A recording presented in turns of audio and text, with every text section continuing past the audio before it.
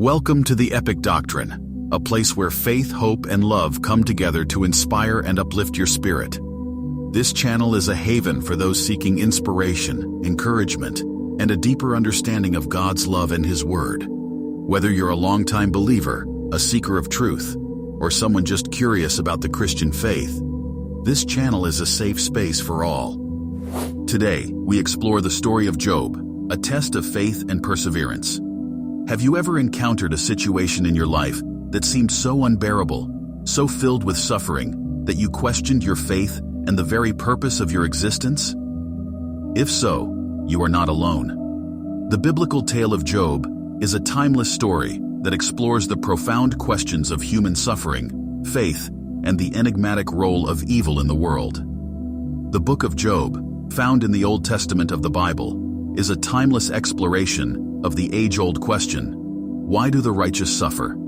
It is a parable that delves deep into the human experience, examining the nature of God's divine plan and the complexities of human suffering. The story of Job begins in the heavenly realm, where the sons of God gather before the Almighty. Among them is Satan, the accuser, the adversary. God, in His divine omniscience, turns His attention to Satan and inquires about the conduct of His faithful servant Job. Satan, ever the cynic, challenges the integrity of Job's devotion. He contends that Job serves God only because he enjoys a life of abundance and comfort. Satan suggests that if these blessings were stripped away, Job's faith would crumble. God, confident in Job's faith, permits Satan to test him, but places one crucial limitation. Job's life itself must remain untouched. In an instant, Job's world is thrown into chaos as the heavenly wager unfolds on the earthly plane. Job, unaware of the divine challenge taking place in the heavens, awakens to a life that is unraveled, a reality filled with anguish and despair.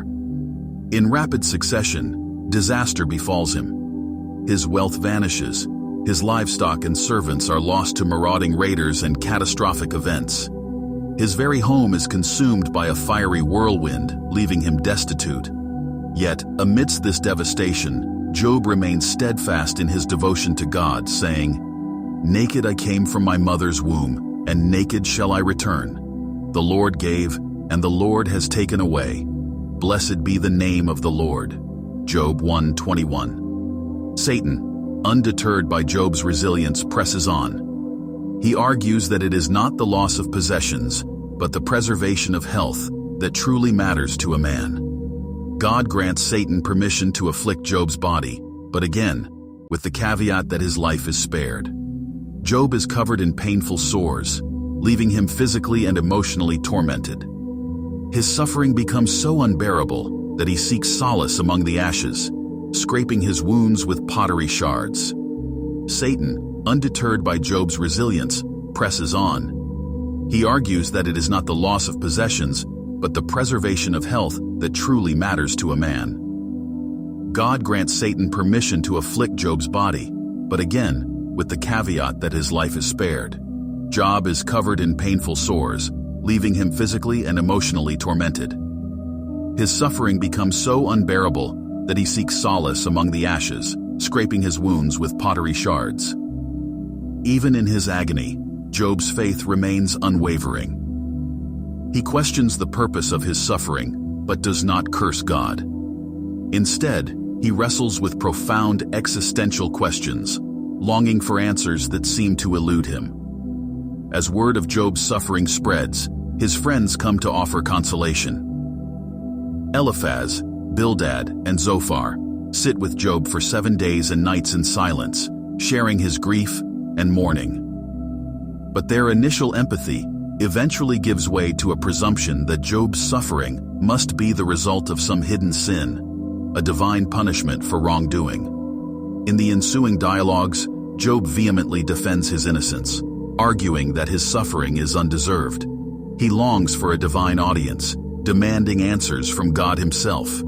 He yearns to understand the nature of his affliction and the purpose behind his pain. After a lengthy exchange between Job and his friends, a young man named Elihu steps forward with his insights. He too tries to make sense of Job's suffering, offering a perspective that centers on God's righteousness and wisdom. Ultimately, God breaks his silence and speaks to Job out of a whirlwind. Instead of providing a direct answer to Job's questions, God asks a series of rhetorical questions that emphasize his incomprehensible power and wisdom. He reminds Job of his divine sovereignty over creation and challenges Job's ability to fathom the grandeur of his divine plan. In the face of God's awe-inspiring presence and profound questions, Job is humbled. He acknowledges his finite understanding and repents of his presumption in seeking to challenge the Almighty. He utters the famous words, "I had heard of you by the hearing of the ear, but now my eye sees you." Job 42:5. In response to Job's humility and unwavering faith, God restores his fortunes twofold. Job's wealth returns, and he is blessed with new children, 7 sons and 3 daughters, who are described as the most beautiful in the land. Job's latter days are marked by prosperity, as he lives to see his children and their descendants flourish. The story of Job is not merely a tale of suffering and restoration, it is a profound exploration of the human condition. It teaches us about the nature of faith, the limits of human understanding, and the importance of humility before the divine. Job's story serves as a timeless reminder that even in the darkest hours of our lives, our faith can be a guiding light, leading us through the most profound challenges. In the end, Job's suffering is not explained away with easy answers. Instead, it is transcended by an encounter with the divine, an encounter that leaves him forever changed. The book of Job invites us to grapple with life's deepest questions, to confront the mysteries of suffering, and to find solace in the faith that endures, even in the face of the most profound trials.